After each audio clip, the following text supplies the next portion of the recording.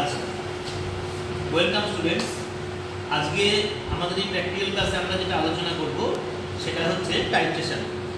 এই টাইট্রেশন হচ্ছে একটা তোমাদের রসায়ন বিজ্ঞানের একটা অত্যন্ত গুরুত্বপূর্ণ পার্ট, যেটা তোমাদের ক্লাস 11-এও রয়েছে এবং ক্লাস 12-এও রয়েছে। দুটো ক্লাসেই কিন্তু টাইট্রেশন রয়েছে। তোমরা ক্লাস 11-এ যে টাইট্রেশনটা করবে সেই টাইট্রেশনটা হচ্ছে মেনলি অ্যাসিড বেস টাইট্রেশন, আর ক্লাস 12-এ যে টাইট্রেশনটা করবে সেটা হচ্ছে রেডক্স টাইট্রেশন। তাহলে 11-এর যে টাইট্রেশনটা রয়েছে সেটা হচ্ছে অ্যাসিড বেস টাইট্রেশন, সেটা নিয়ে আমরা ফার্স্টে আলোচনা শুরু করছি। প্রথমে আমরা চলে আসি একটা টাইট্রেশন সঠিকভাবে করতে গেলে পরে কোন কোন যন্ত্র বা ইকুইপমেন্টের আমাদের সাহায্য নিতে হয়।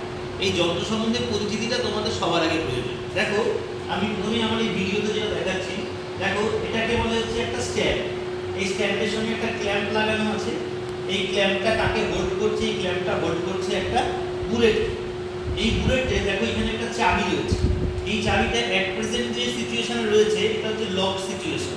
যদি চাবিটাকে আমি এরকম ভার্টিক্যাল সিচুয়েশনে নিয়ে আসি, এটা হচ্ছে হরাইজন্টাল সিচুয়েশন আর এটা হচ্ছে ভার্টিক্যাল সিচুয়েশন। ক্যামেরাটাকে একটু ক্লোজ করে দেখানো যেতে পারে বিষয়টা। এটা হচ্ছে হরাইজন্টাল সিচুয়েশন। এই অবস্থায় কিন্তু এটা লকড অবস্থায় আছে। আর যখন এটাকে আমি এরকম করে দিচ্ছি, অর্থাৎ কিনা ভার্টিক্যাল সিচুয়েশন, তখন এটা কিন্তু ওপেন হয়ে যাচ্ছে। তখন এখানকার যে সলিউশনটা থাকবে ও সলিউশনটা কিন্তু এখান থেকে ড্রপ করে এখানে নিচে নামতে থাকবে। তাহলে বুলেটের ফাংশনটা বোঝা গেছে। তাহলে বুলেটটা অ্যাট প্রেজেন্ট এই চাবিটাকে আমি লক অবস্থায় রাখলাম, অর্থাৎ হরাইজন্টাল অবস্থায় রেখে এটাকে লকড অবস্থায় রাখলাম। বুলেটের মধ্যে সবসময় মনে রাখবে আমি যে সলিউশনটা নেব সেটা হচ্ছে অ্যাসিড সলিউশন। বুলেটের মধ্যে সবসময় আমি নেব হচ্ছে অ্যাসিড সলিউশন। আশা করি বুলেটের বিষয়টা তোমাদের কাছে পরিষ্কার হয়েছে। এইবার নেক্সট যে ইকুইপমেন্টটা লাগে আমার টাইট্রেশন করতে গেলে, দেখো তোমরা দেখতে পাচ্ছ ক্যামেরাতে এই যে ইকুইপমেন্টটা দেখতে পাচ্ছ গায়ে 25 লেখা আছে। এই ইকুইপমেন্টটাকে বলা হচ্ছে পিপেট। 25 মানে হচ্ছে এটা 25 ml এর পিপেট। এই পিপেটটার দেখো খুব ভালো করে যদি খেয়াল করো, দেখো এইখানে আমি ক্যামেরাটাকে একটু ক্লোজে নিয়ে দেখাতে বলবো। দেখো এইখানে একটা কিন্তু দাগ দেওয়া আছে, একটা গোল মতো একটা কিন্তু এখানে একটা মার্ক করা আছে। এই মার্ক অব্দি আমি যদি সলিউশন তুলি, এই টিপ থেকে এই মার্ক অব্দি যদি আমি সলিউশনটা তুলি, তাহলে আমি কিন্তু এক্স্যাক্ট 25 ml কিন্তু ক্ষারীয় দ্রবণই কিন্তু এর মধ্যে তুলবো, মানে অ্যালকালাইন সলিউশন আমি এর মধ্যে তুলবো। তার মানে পিপেটের সাহায্যে আমি তুলবো হচ্ছে অ্যালকালি, আর বুলেটের মধ্যে নেব হচ্ছে আমি অ্যাসিড।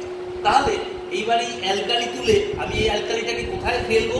তাহলে এই অ্যালকালিটাকে রাখার জন্য যে ইকুইপমেন্টটা আছে, দেখো সেই ইকুইপমেন্টটা এবার আমি তোমাদের সামনে হাইলাইট করছি। এই হচ্ছে সেই ইকুইপমেন্টটা। এই ইকুইপমেন্টটাকে বলা হচ্ছে কনিক্যাল ফ্লাস্ক। এই যে কনিক্যাল ফ্লাস্কটা আছে, এই কনিক্যাল ফ্লাস্কের গায়ে দেখো লেখা আছে 250 ml। তার মানে এটা হচ্ছে একটা 250 ml এর কনিক্যাল ফ্লাস্ক।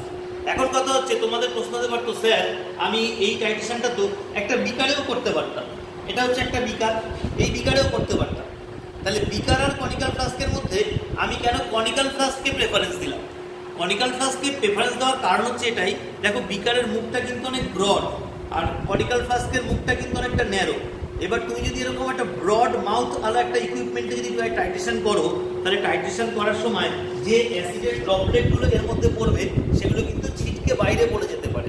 তাহলে সেই ক্ষেত্রে সেই ভলিউমটা কিন্তু আমরা কিন্তু লস করবো বা মিস করে যাবো। তাহলে কোনো রকম লস যেন আমার না হয়, সেই জন্য আমি বিকার ব্যবহার করবো না।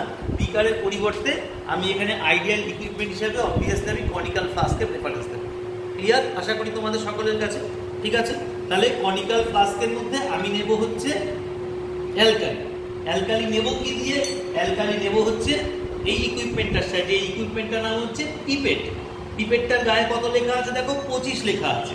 ঠিক আছে, এইবার এই পিপেট দিয়ে আমি অ্যালকালি তুলবো কোত্থেকে? দেখো আমি দেখাতে বলবো যে পাশাপাশি এরকম দুটো রাউন্ড বটম ফ্লাস্ক দেখতে পাচ্ছ। এই রাউন্ড বটম ফ্লাস্কের মধ্যে একটার মধ্যে রয়েছে ধরে নাও অ্যাসিড, একটার মধ্যে রয়েছে ধরো অ্যালকালি। ধরে নাও এই রাউন্ড বটম ফ্লাস্ক যেটা রয়েছে, এই রাউন্ড বটম ফ্লাস্কের মধ্যে রয়েছে হচ্ছে অ্যাসিড, আর এই রাউন্ড বটম ফ্লাস্ক যেটা রয়েছে এই ফ্লাস্কের মধ্যে রয়েছে হচ্ছে অ্যালকালি। ঠিক আছে, তাহলে আমি জানি আমরা করছি হচ্ছে অ্যাট প্রেজেন্ট কি বলো, অ্যাসিড বেস টাইট্রেশন। ঠিক আছে, তাহলে আমি ফার্স্টে কি করব, এখানে যে অ্যালকালি বা বেসিক যে সলিউশনটা রয়েছে এই সলিউশনটাকে আমি ফার্স্টে তুলব। তাহলে এই সলিউশনটাকে ফার্স্টে তোলার জন্য আমি কি করব, এই সলিউশনটাকে একটা বিকার নিলাম। বিকারের মধ্যে দেখো ফার্স্টে আমি এরকমভাবে সলিউশনটাকে ঢেলে নিলাম। বিকারের মধ্যে আমি সলিউশনটাকে ঢেলে নিয়েছি। ঠিক আছে, তাহলে অ্যালকালিটাকে আমি ঢাললাম। এবার অ্যালকালিটাকে দেখো আমি পিপেট লাগিয়ে এখান থেকে মুখ দিয়ে এটাকে টানবো। মুখ দিয়ে এটাকে টানার ফলে এখানে একটা সাবধানতা অবলম্বন করতে হবে, টানার সময় যেন কোনো কারণেই যেন তোমাদের সলিউশনটা মুখে না চলে আসে, ঠিক আছে? এই জন্য তোমরা এমন পিপেট সিলেক্ট করবে যেখানে এই মার্কটা অনেকটা নিচে থাকে।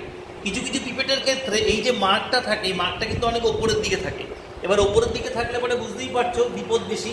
তার কারণ কেন, তুমি এত অব্দি টানতে গিয়ে কিন্তু ভুলবশত মুখে চলে আসতেই পারে সলিউশনটা। তার মানে যত নিচের দিকে থাকবে তত সেটাকে আমি সিলেকশন করবো। তাহলে আমি এখান থেকে এই অব্দি টানবো, টেনে একটু বেশি টেনে নেবো। তারপরে কি করবো, এই জায়গাটাকে মুখটাকে আমি এরকম আঙুল দিয়ে চেপে দেবো। তাহলে যখনই আমি এটাকে এয়ার টাইট করে দিচ্ছি এখান থেকে কিন্তু সলিউশন কিছু করবে না। এবার আমাকে এখানকার ভলিউমটাকে অ্যাডজাস্ট করতে হবে। ভলিউমটাকে অ্যাডজাস্ট করার নিয়ম কি, আমি হাতের এই আঙুলটাকে এখানে সামান্য একটু গ্যাপ তৈরি করবো। যেই এখানে একটু এয়ার গ্যাপ তৈরি হবে সঙ্গে সঙ্গে এখান থেকে কিন্তু solution drop drop drop drop করে পড়তে থাকবে। আর এই কলামটা কিন্তু এখান থেকে অবভিয়াসলি নামতে নামতে এসে একদম জাস্ট এই দাগটা যখন টাচ করবে তখন আমি এটাকে পুরোপুরি আবার বায়ুবিরুদ্ধ করে দেবো। আশা করি আমরা বিষয়টা পরিষ্কার সকলে দেখতে পাচ্ছি, ঠিক আছে? তাহলে বায়ুবিরুদ্ধ করে ধরে নাও এই যে পিপেটটা রয়েছে, এই পিপেটের মধ্যে আমার কি রয়েছে, 25 ml ক্ষারীয় দ্রবণ আমি নিয়ে নিয়েছি। এটা কিন্তু 25 ml মানে কিন্তু এক্স্যাক্ট 25 ml কিন্তু 0.1 ml এর মধ্যে কম বা বেশি নেই।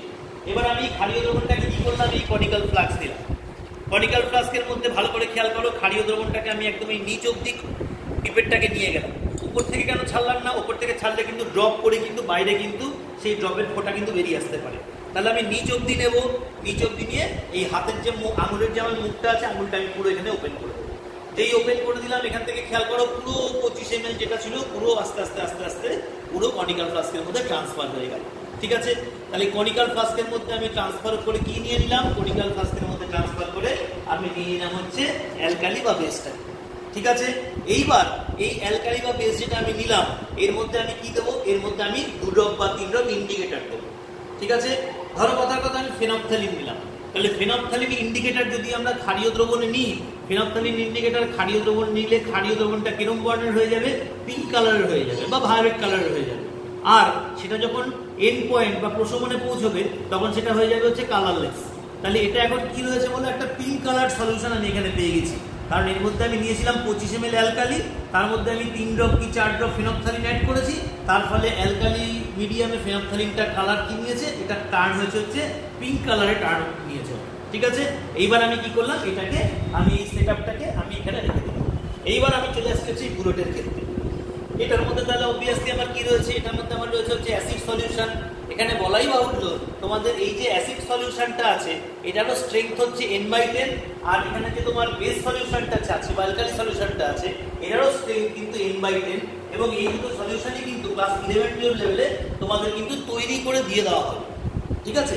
যেটা কলেজ লেভেলে গিয়ে তোমাদের তৈরি করতে হয় নিজেদেরকে, এখানে কিন্তু এই অ্যালকালাইন এই তোমার যে অ্যাসিড সলিউশন আর অ্যালকালি সলিউশন বা বেস সলিউশন দুটোই কিন্তু তোমাদের প্রিপেয়ার করে দিয়ে দেওয়া হবে, ঠিক আছে? এইগুলো সাপ্লাই, তার মানে এটা তোমাদের আলাদা করে তৈরি করতে হবে না, তোমাদের জাস্ট টাইট্রেশনটা করতে হবে। তাহলে এবার আমি কি নিয়েছি, এর মধ্যে আমি এই কন্টেনার থেকে আমি 25 ml অ্যালকালি বা বেস এর মধ্যে আমার নেওয়া হয়ে গেছে, এর মধ্যে ইন্ডিকেটর অ্যাড করা হয়ে গেছে। ইন্ডিকেটর অ্যাড করার ফলে এটার কালার হয়েছে কি বলো, পিঙ্ক কালার হয়েছে। এটাকে আমি এবার সাইডে রাখি। এবার আমি এই পার্টে চলে আসি। এই যে ইকুইপমেন্টটা দেখতে পাচ্ছ এটাকে বলা হচ্ছে কনিক্যাল ফ্লাস্ক, সরি এটাকে বলা হচ্ছে ফানেল, ঠিক আছে? তাহলে এই যে ফানেলটা রয়েছে এই ফানেলটা দিয়ে আমি কি করব, কোনো জিনিস ঢালবো, ঠিক আছে? তাহলে এই ফানেলটাকে আমি কি করলাম, ফানেলটাকে বসানো হচ্ছে এই বুলেটের মুখে, ঠিক আছে? বুলেটটা কিন্তু ফার্স্টে পুরোপুরি ফাঁকা আছে। এইবার আমি কি করলাম, এই যে আমার এটার মধ্যে কি রয়েছে বলে অ্যাসিড সলিউশন রয়েছে ধরে নিয়েছি আমরা আমাদের আলোচনার সুবিধার্থে। এবার কি করলাম, ঠিক ওই অ্যাসিড সলিউশনটাকে আরেকটা ধরো আমি বিকারের মধ্যে নিলাম, অ্যাসিড সলিউশনটাকে আরেকটা বিকারের মধ্যে নিলাম, ধরে নিলাম আমি এটা অ্যাসিড সলিউশন হচ্ছে, সলিউশনটাকে একটা বিকারের মধ্যে নিলাম, ঠিক আছে? হয়ে গেল। এইবার এই অ্যাসিড সলিউশনটাকে দেখো কিভাবে আমি ঢালছি, দেখো এখানে চাবিটা কিন্তু বন্ধ আছে, এখানে আমি ফানেলটাকে রেখেছি। তাহলে এখানে আমি হাত দিয়ে দেখো অ্যাসিড সলিউশনটাকে এখানে ঢেলে 50 দাগের উপর অব্দি কিছুটা নিয়ে নিলাম, 50 দাগের উপর অব্দি কিছুটা আমি অ্যাসিড সলিউশনটাকে নিয়ে নিলাম। ফানেলটা যেমন আছে তুমি রেখেও দিতে পারো অথবা এটাকে সরিয়েও দিতে পারো, ঠিক আছে? তার মানে এইখানে আমি যে এখানে অ্যাসিডটা যে ঢাললাম, খেয়াল করো খুব ভালো করে, অ্যাসিডটা কিন্তু এইখান থেকে এই অব্দি এসেছে, কিন্তু অ্যাসিডের যে 50 যে মাপটা সেটা কিন্তু এই টিপ থেকে একদম এই মার্ক অব্দি কিন্তু 50 মার্কটা কিন্তু রয়েছে, কিন্তু আমি কিন্তু এই টিপটা অব্দি এখনো আসেনি। তার মানে এই যে এয়ার গ্যাপটা আছে, এই এয়ার গ্যাপটাকে আমাকে কিন্তু এখন মেটাতে হবে। তাহলে এই এয়ার গ্যাপটাকে মেটানোর জন্য কি করব, এখানে এই অ্যাসিডের কন্টেনারটাকে আমি রাখলাম, এই চাবিটাকে আমি আস্তে করে এখানে এটাকে দেখো ওপেন করলাম, ওপেন করে দেখো নিচ থেকে এটা বেরোচ্ছে, আর এখানে যখনই নামলো কলামটা এখানে টাচ করলো 50, আমি এটাকে বন্ধ করে দিলাম চাবিটাকে। তার মানে এই টিপ থেকে এই দাগ অব্দি পুরোপুরি হচ্ছে আমার 50 ml আমি কি নিয়ে নিয়েছি বলো, অ্যাসিড সলিউশন নিয়ে নিয়েছি। ঠিক আছে, তাহলে অ্যাসিডের ভলিউম মেকআপ করা হয়ে গেছে। খেয়াল রাখবে ভুল হয় না যেন, এই মুখ থেকে একদম এই দাগ অব্দি যে ভলিউমটা এটা হচ্ছে কিন্তু টোটাল 50 ml। এই এয়ার গ্যাপটাকে কিন্তু আমাকে মিটিয়ে দিতে হবে। আর যখন আমি একটু আগে যখন এখানে এই ফানেল দিয়ে অ্যাসিড যখন ঢালছিলাম, ফানেল দিয়ে অ্যাসিড ঢালার সময় খেয়াল রাখতে হবে এই যে কলামটা তৈরি হলো অ্যাসিডের কলামটা, এই অ্যাসিডের কলামের মধ্যে কোথাও যেন এয়ার বাবলস যেন ফর্ম না করে। তার মানে আমাকে এটা ঢালতে হবে আস্তে আস্তে। কোথাও যদি এয়ার বাবল ফর্ম করে সেটা কিন্তু আস্তে আস্তে কিন্তু আমাকে টোকা দিয়ে হোক বা এটা কলামটাকে নামিয়ে হোক এই এয়ার বাবলটাকে কিন্তু পুরোপুরি মিটিয়ে দিতে হবে। তার মানে টোটাল এই মুখ থেকে এই মুখ পর্যন্ত কোনো এয়ার বাবল থাকবে না। এটা টোটালটা হয়ে গেল হচ্ছে আমার কি বলো 50 ml অ্যাসিড সলিউশন। এবার আমি কি করব, টোটাল আমার কাজ রেডি হয়ে গেছে। এবার দেখো এটা হচ্ছে একটা হোয়াইট টাইলস, এই হোয়াইট টাইলসটাকে ব্যাকগ্রাউন্ড হিসেবে ব্যবহার করে আমি এই টাইট্রেশন কাজটাকে সমাধান করব, ঠিক আছে, বা সম্পূর্ণ করব। তাহলে এটা চলে আসলাম, এর মধ্যে আমার নেওয়া আছে হচ্ছে তোমার পিঙ্ক কালারের একটা সলিউশন ইন্ডিকেটর যোগ করার পরে। এইবার দেখো আমি এখানে এই সলিউশনটাকে এই তলায় বসালাম, এখানে রয়েছে অ্যাসিড, এখানে রয়েছে বেস মিক্সড উইথ ইন্ডিকেটর, ঠিক আছে। এইবার আমি এখানে কি করব, চাবিটাকে এখান থেকে ঘোরালাম, দেখো সলিউশন পড়া শুরু হয়ে গেছে, দেখেছো ড্রপ ড্রপ ড্রপ ড্রপ করে দেখো সলিউশন পড়ছে। আর সঙ্গে সঙ্গে ডান হাত দিয়ে কিন্তু এটাকে আমার স্টারিং কাজটা চলতে থাকবে, মানে এটাকে আমাকে কিন্তু এরকম করে ঘোরাতে হবে ফ্লাক্সটাকে, যেন টোটাল মিক্সিংটা খুব ভালো মতো হয়, ঠিক আছে। দেখবে এইভাবে যত মেশানোর কাজটা চলতে থাকবে তত এখানকার যে পিঙ্ক কালারটা ছিল, পিঙ্ক কালারটা আস্তে আস্তে ফেড হতে থাকবে, পিঙ্ক কালারটা আস্তে আস্তে ফেড হতে থাকবে, ঠিক আছে। এইবার বলার অপেক্ষা রাখে না, যেহেতু আমার যেখানে বেস সলিউশনটা ছিল সেটাও হচ্ছে স্ট্রেংথ ছিল হচ্ছে n/10, আর অ্যাসিড সলিউশন যেটা ছিল সেটারও যেহেতু স্ট্রেংথ ছিল হচ্ছে n/10, তাহলে এটা আমি 25 ml নিয়েছিলাম। তার মানে এটার প্রশমন সম্পূর্ণ করতে 25-এর কাছাকাছি একটা ভলিউম লাগবে। তার মানে আমি 20 অব্দি একদম কিন্তু একদম অনায়াসে 20 অব্দি চাবিটাকে এখানে খুলে রাখতেই পারি। তাহলে 20 অব্দি যতটা সলিউশন আমার নেমে গেল, 20-র পর থেকে কিন্তু এই যে ড্রপটা যে আমি ফেলছি, খুব ভালো করে খেয়াল করো, ক্যামেরাটাকে আমি একটু ফোকাস করতে বলবো। এই যে ড্রপগুলো পড়ছে, এই চাবিটাকে আমি দেখো একটু কন্ট্রোল করে ড্রপগুলোর যে এখান থেকে ফেলছি, ড্রপগুলো ফেলার হারটাকে কিন্তু আমি কিন্তু কন্ট্রোল করতে পারি। এখানে খেয়াল করো একদম ড্রপ ড্রপ ড্রপ ড্রপ করে সলিউশনের মধ্যে কিন্তু পড়ছে। এটার পুরোটাই হচ্ছে চাবি কন্ট্রোলের খেলা। তাহলে চাবিটাকে আমি এমনভাবে কন্ট্রোল করেছি ড্রপ ড্রপ করে এখানে কিন্তু অ্যাসিড সলিউশন এর মধ্যে অ্যাড হচ্ছে, ঠিক আছে। এই কাজটা আমি ড্রপ ড্রপ করে ফেলার কাজটা কখন করব, যখন এটা 20 ক্রস করে যাবে তারপর কিন্তু এই কাজটা আমি করব, ঠিক আছে। এইবার দেখবে 22-23 যখনই প্রায় 22 ক্রস করে 22.5 22.7 এরকম হয়ে গেল, দেখবে তখনই জাস্ট একটা ড্রপ করলো, পড়ার সাথে সাথে দেখবে এই সলিউশনটা কালারলেস হয়ে গেল। তার মানে এই 22.7 বা 22.8 বা 23.1 যেটাই আসুক না কেন, সেটাই হচ্ছে কি বলো সেই পরিমাণ অ্যাসিড আমার লাগলো এই 25 ml ক্ষারকে নিউট্রাল করার জন্য। তার মানে এই 25 ml যে ক্ষার ছিল তাকে নিউট্রাল করতে আমার 22.7 ml কি লাগলো বলো, অ্যাসিড লাগলো, ঠিক আছে। তার মানে এটাই হচ্ছে তুল্য পরিমাণ ক্ষারকে তুল্য পরিমাণ অ্যাসিড দ্বারা টাইট্রেশন বা প্রশমন, যেটা প্রশমন ঘন্টাকে নির্দেশ করলো বলো। আমি এখানে যে ইন্ডিকেটরটা ব্যবহার করেছিলাম সেই ইন্ডিকেটর তার নিজের বর্ণ পরিবর্তনের মাধ্যমে এই প্রশমনের ঘন্টাকে নির্দেশ করলো, ঠিক আছে। তাহলে আশা করি টাইট্রেশন ব্যাপারটা তোমাদের কাছে ক্লিয়ার হয়েছে। এবং টাইট্রেশন করতে গেলে আমার কি কি সলিউশন লাগে, একটা অ্যাসিড লাগে n/10, একটা বেস লাগে n/10, আর ইকুইপমেন্ট কি কি লাগে, একটা লাগে পিপেট, একটা লাগে বুলেট, একটা লাগে কনিক্যাল ফ্লাস্ক, আর একটা সলিউশন লাগে সেটা হচ্ছে ইন্ডিকেটর, ঠিক আছে। তাহলে এই টোটাল ইকুইপমেন্ট দিয়ে পুরো বিষয়টা তোমাদেরকে আশা করি আমি বোঝাতে পেরেছি। বিষয়টাকে ভালো করে দেখো, দরকার হলে একবার না হলে আবার রিপিট করে ভিডিওটা চালিয়ে দেখো, তাহলে দেখবে পুরো টাইট্রেশনের ব্যাপারটা তোমাদের কাছে সুপার ক্লিয়ার হয়ে যাবে। এরপর আমি তোমাদেরকে একটা ভিডিও দিয়ে পরে বুঝিয়ে দেবো যে কিভাবে এই যে n/10 অ্যাসিড সলিউশন আর n/10 বেস সলিউশন আমরা রেডি করি। আজকের ক্লাস আপাতত